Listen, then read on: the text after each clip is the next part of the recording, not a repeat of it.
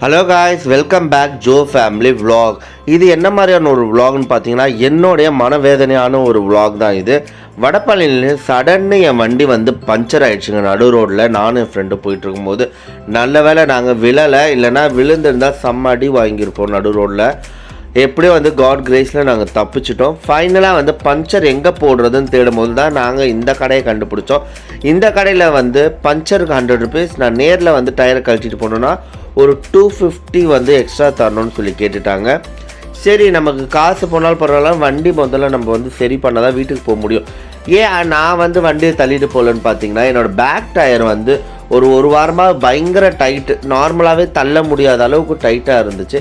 நான் நினச்சேன் ஏதோ ஆயில் ஊற்றாமல் மழையெல்லாம் பெஞ்சது இல்லையா, அதனால வண்டி அந்த மாதிரி இருக்குது போல் நான் நினச்சிட்டு கேர்லெஸ்ஸாக இருந்துட்டேன். ஃபைனலாக இவர் கலட்டி டயரை தூக்கி போடும்போது தான் பார்த்தா அவ்வளோ ஆயில் லீக்கேஜ் ஆகிருக்கு. என்னவா இருக்கும்னு யோசிக்கும் போது அவரே சொன்னார், இது ஆயில் சீல் போயிருக்கோங்க, அதனால தான் இந்த மாதிரி இருக்குது, நீங்கள் மெக்கானிக் கிட்ட கொண்டு போங்கன்னு சொல்லிட்டாரு. நீங்களும் நான் பண்ண மாதிரி தப்பு தயவுசெய்து பண்ணிடாதீங்க. வண்டியில் சின்னதாக எதனா ப்ராப்ளம் இருக்குன்னா உடனே நீங்கள் நல்லா தரோவாக செக் பண்ணுங்கள். அப்படி இல்லைன்னா உங்கள் பக்கத்தில் இருக்கிற மெக்கானிக்கிட்ட போய் இதை பற்றி கேட்டு டவுட்டை கிளாரிஃபை பண்ணிக்கிறது ரொம்ப ரொம்ப நல்லது. இல்லைனா என்ன மாதிரி தான் நீங்களும் அடி வாங்குவீங்க காய்ஸ். ஃபைனலாக இவர் பஞ்சர் போட ஆரம்பிச்சிட்டாரு. அந்த டயர்லாம் நல்லா அந்த ஆயில் நல்லா க்ரிப்பாகிடுச்சு, வரவே இல்லை. அது ரொம்ப கஷ்டப்பட்டு தான் அவர் ஃபுல்லாகவே எடுத்து அந்த டியூப்பை பார்த்தா டியூபே கிழிஞ்சிருக்கு அப்படின்னு சொல்லிட்டாரு. அதனால் இந்த டியூப் யூஸ் பண்ண முடியாது, புது டியூப் தான் போடணுன்னு சொல்லிட்டாரு. அதோட விலை 300 ரூபா ஆகணும் வர சொல்லிட்டாரு. போங்கடா, இன்னைக்கு டேவே கேவலமாக இருக்குன்னு நினைக்கும் போது இந்த ஷெட்டில் 2 கிளிகளை அவர் வளர்த்துட்டு இருந்தார். பார்க்கவே அவ்வளோ அழகாக இருந்துச்சு, க்யூட்டாக. நான் கொஞ்சம் நேரம் அவங்கக்கிட்ட போய் பேசலாம் ட்ரை பண்ண, விரலெல்லாம் கொடுத்தேன், கடிக்குதானே, எதுவுமே பண்ணலை. பட் இவங்க பேர் எனக்கு என்னன்னு தெரியல. உங்களுக்கு தெரிஞ்சால் நீங்கள் கமெண்ட் பாக்ஸில் கமெண்ட் பண்ணுங்கள். இதை பார்க்கும்போது எனக்கும் வீட்டில் வளர்க்கணுன்னு ஒரே ஆசையாக வந்துருச்சு காய்.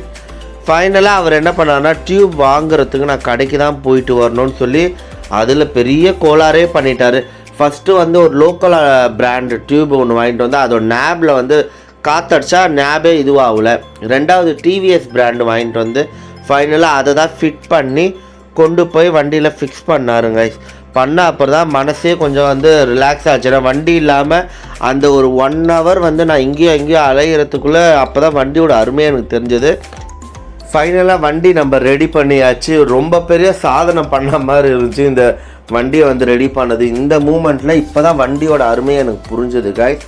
இப்போ தான் நான் டயரை நல்லா உத்து பார்த்தா அவ்வளோ ஆயில் லீக் ஆகிருக்கு.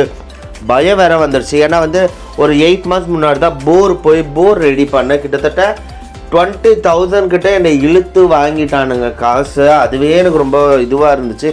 போட்டுட்டு புது வண்டி கூட வாங்கியிருக்கலாமடா இஎம்ஐலன்ற மாதிரி. சரி, இப்போ மெக்கானிக் கிட்ட போகலாம்.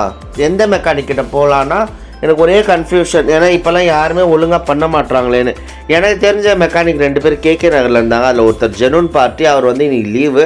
ஃபைனலாக இவர்கிட்ட கொண்டு வந்தேன். வண்டியில் என்ன ப்ராப்ளம் இருக்குது பாருங்கண்ணா. அவர் பார்த்தா ஒரு லிஸ்ட்டே ஒன்று சொல்கிறாரு. ஆயில் சீல் போயிருக்கு, அதுக்குள்ளே என்னென்னவோ பார்ட்ஸ் எல்லாம் சொல்லி அதெல்லாம் போயிருக்குது. அதுக்கப்புறம் பிரேக் ஷூவும் போயிடுச்சு, பிரேக் ஒயருங்க போயிடுச்சு, அப்புறம் ஆயிலெலாம் மாற்றணும்ப்பா, அப்படி இப்படின்னு சொல்லி ஒரு 7-8 மணிக்கு வாப்பா, நான் லேட் ஆகும் அப்படின்னு சொல்லி அமுச்சிட்டாரு. சரி, நமக்கு ஒரு ஆப்ஷனில் நம்ம வண்டியை ரெடி பண்ணி தானே ஆகணும்னு சொல்லி நானும் வண்டியை கொடுத்துட்டு ரேப்பிட்டோவில் வீட்டுக்கு கிளம்பிட்டு மறுபடியும் என் ஃப்ரெண்டை கூப்பிட்டுட்டு நைட்டு நான் போனேன் அந்த கடைக்கு. போய் பார்த்தா அப்போ தான் நல்லா வண்டியை க்ளீனாக ரெடி பண்ணிட்டு இருந்தாங்க. நீங்கள் எல்லோரும் உங்களோட வண்டியை எந்த மெக்கானிக் ஷாப்பில் விடுவீங்க ரெகுலராக? அவங்க எவ்வளோ ஒரு ஜெனுனான பார்ட்டின்றதையும் கமெண்ட் பாக்ஸில் கமெண்ட் பண்ணுங்கள் கைஸ். அவங்க கேங்கில் ஒருத்தருக்கு பர்த்டேவா.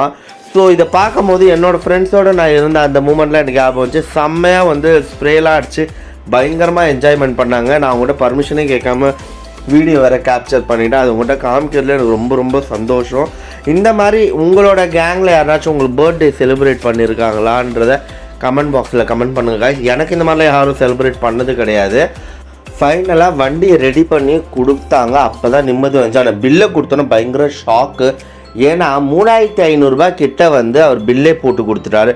நம்ம பதில் சொல்கிறது? அவர் மெட்டீரியல் வாங்கினதுக்கான பில்லெல்லாம் எனக்கு கொடுக்கவே இல்லை. ஓவராலாக அவரே பில்லு போட்டு 3540 ரூபா கொடுப்பான்னு சொல்லிட்டாரு.